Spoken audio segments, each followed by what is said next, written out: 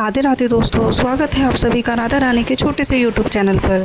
दोस्तों, जैसे कि मैंने आपको बताया था, आने वाले रविवार यानी कि 8 जून को पड़ रहा है हमारा मासिक प्रदोष व्रत।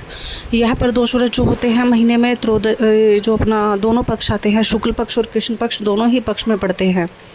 तो आज हम सुनने जा रहे हैं मासिक प्रदोष व्रत की कथा।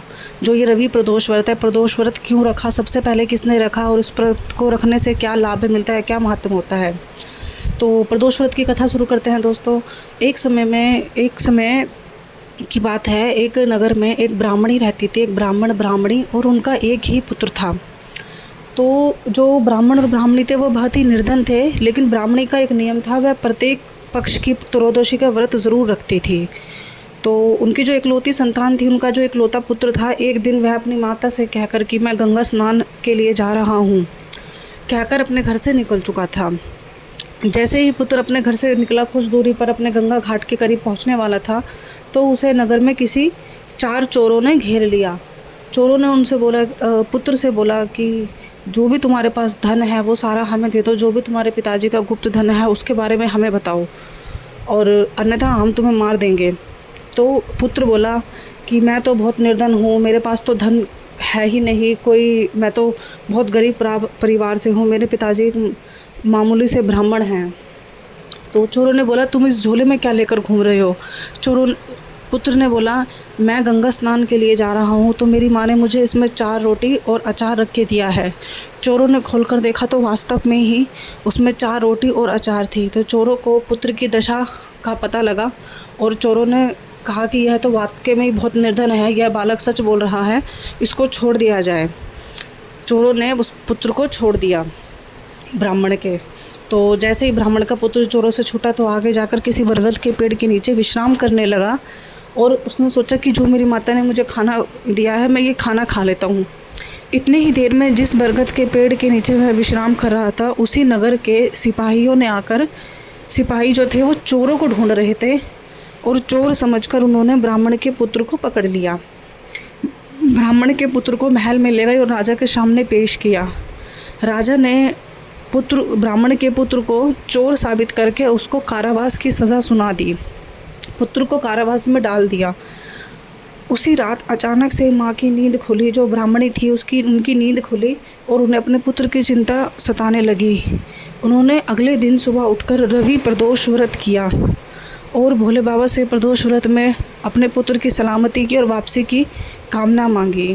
भोले बाबा ने ब्राह्मणी के द्वारा विधि पूर्वक किया गया व्रत को स्वीकार किया और प्रातः शाम रात को राजा के स्वप्न में आकर बोला कि यह बालक जिसे तुमने कारावास में डाला है वह बिल्कुल निर्धन है, वह चोर नहीं है, और तुम उसको छोड़ दो, नहीं तो तुम्हारा राज्यपाट बिल्कुल नष्ट हो जाएगा।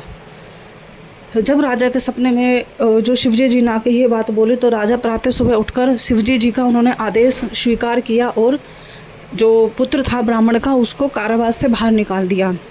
फिर पुत्र से उसकी सारी घटना सुनी। पुत्र ने अपनी सारी घटना सुनाई, हम इतने निर्धन हैं, मैं गंगा स्नान पे निकला था, ऐसे ऐसे मुझे पकड़ा गया। तो राजा ने अपने 2 सैनियों को भेजा और गांव में जाकर ब्राह्मण और ब्राह्मणी को बुलवाया। ब्राह्मण और ब्राह्मणी राजा के सैनियों को देखकर बहुत डर गए थे, कहीं हमारे पुत्र ने कुछ गलत तो नहीं कर दिया।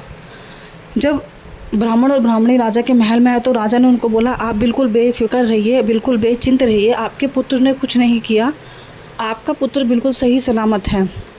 और ब्राह्मण और ब्राह्मणी की निर्धनीय दशा देखकर राजा ने ब्राह्मण और ब्राह्मणी को 5 गांव दान में दिए और उनको ये बोला कि अब तुम अपना जीवन सुखी से बिताओ, जो तुम्हारे निर्धन गरीबी के दिन थे वो ख़त्म हो चुके हैं, अपनी निरोगी काया से अपना जीवन बिताओ। तो दोस्तों, ये थी हमारी रवि प्रदोष व्रत की कथा। प्रदोष व्रत करने का एक अलग महत्व होता है। सूत जी ऐसा कहते हैं कि जो भी कलयुग में मनुष्य प्रदोष व्रत करता है वह सभी पापों से मुक्त हो जाता है। साथ ही साथ रवि प्रदोष, जो भी हमारे ये साप्ताहिक मासिक प्रदोष व्रत आते हैं, हर प्रदोष का एक अलग महत्व होता है। सोमवार प्रदोष का अलग होता है, शनिवार के दिन पड़ने वाला प्रदोष अलग होता है। ऐसे ही जो इस बार प्रदोष व्रत पड़ रहा है 8 जून को, वह रवि प्रदोष व्रत है। रवि प्रदोष करने वाला मनुष्य, चाहे महिला हो चाहे पुरुष हो, वह हमेशा निरोगी काया रहता है। यदि उसके शरीर में कोई भी बीमारी है तो वह रविवार के प्रदोष को विधिपूर्वक व्रत करे। उसकी जो समस्या है, शरीर की जो बीमारी है, वह अवश्य ही दूर हो जाएगी। प्रदोष व्रत रखने का जो महत्व होता है, कलयुग में किसी भी पाप से मुक्त कराने का और मोक्ष प्राप्त कराने का महत्व होता है। यह प्रदोष व्रत हमारे शिवजी भगवान, पार्वती माता को समर्पित होता है। प्रत्येक पक्ष में, शुक्ल पक्ष में किया गया प्रदोष व्रत हमें बहुत बहुमूल्य पुण्य प्राप्त कराता है। तो सभी लोगों को यह प्रदोष का व्रत करना चाहिए विधिपूर्वक। लेकिन प्रदोष व्रत के कुछ नियम होते हैं दोस्तों। प्रदोष व्रत के दिन हम अन्न नहीं खा सकते। अन्न खा सकते हैं लेकिन अन्न में हम नमक नहीं खा सकते। आप मीठा अन्न, हलवा, सेवइयाँ, जवे, खीर, मीठा भोजन खाओ। आप अगर नमक खाते हैं प्रदोष के व्रत में तो वह व्रत आपका खंडित हो जाएगा। प्रदोष के व्रत के दिन किसी की बुराइयां नहीं करते, चुगलियां नहीं करते, दिन में शयन नहीं करते। इसके अलावा प्रदोष व्रत के दिन आप हो सके किसी ब्राह्मण को भोजन कराइए, गरीबों को दान दीजिए, जितने आपकी सामर्थ्य है। जैसे भी आपका बन पड़े, ज़रूरी नहीं आप बहुत कुछ दें, जितना आपसे बन पड़े उतना आप किसी गरीब को दान दीजिए, ब्राह्मणों को भोजन कराइए। जो है प्रदोष का व्रत होता है, प्रदोष के व्रत वाले दिन आप भोले बाबा की विधिपूर्वक पूजा कीजिए। प्रदोष के समय यानी कि शाम को जब दिन छिपता है, दिन छिपने से 1 घंटा पहले और दिन छिपने के 1 घंटे बाद का जो समय होता है वो हमारा प्रदोष का समय होता है। उस दिन आप भोले बाबा की शाम के समय अच्छे से जल अभिषेक कीजिए, पंचामृत अभिषेक कीजिए, फूल चढ़ा के, फूल, पत्ती, बेल, धतूरे, जनेऊ चढ़ा के, फल फूल दिया बाती करके उनकी पूजा कीजिए, आरती गाइए। हो सके अगर आपके घर में जैसे शिव जी की जो चालीसा की किताब आती है उसमें चालीसा लिखी होती है, शिव मंत्र लिखे होते हैं, अगर हो सके तो आप वो जाप कीजिए। अगर फिर भी नहीं होता है तो अगर आप पुरुष हैं तो आप जाप कीजिए ओम नमः शिवाय।